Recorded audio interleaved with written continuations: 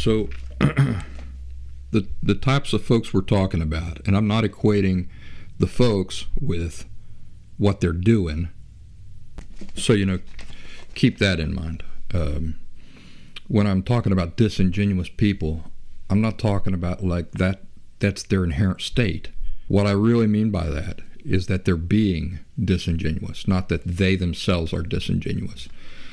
And a person who you pass on a conversation with like that, in the future, you might come across them again, and they might be more, you might perceive that they're being more intellectually honest and emotionally honest and genuine with you. Then it might be worth revisiting a conversation like that. But as long as somebody's not being genuine with me, I'm not going to waste my time on a conversation with that person. So that applies to anybody who I perceive is forming their argument out of feelings. So they like the way a thing feels, so it must be true. They don't like the way another thing makes them feel, so it can't be true. I don't engage in a conversation with somebody who's being like that, because again, there's no point to it. People who are using their feelings to determine what they want the quote-unquote truth to be, then conjuring up fantastical imaginative narratives to explain it. And usually it involves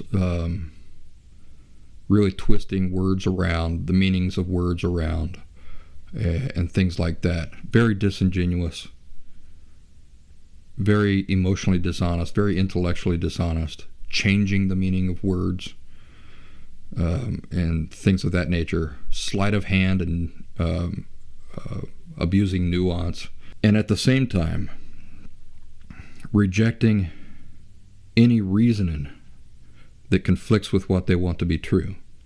You see, this is not by accident. This is not like, oh, I just don't know what I'm talking about, or I don't know what I'm doing. No, this is willful. It's on purpose. People who are in this state of thinking, this emotional thinking, they are determined to deny the truth no matter what. Remember, it's purposeful, willful, disingenuous denial we're talking about here. So once it's clearly apparent that a person is purposefully, willfully, disingenuously embracing denial, what is the only thing, literally the only thing that can come out of debating with them?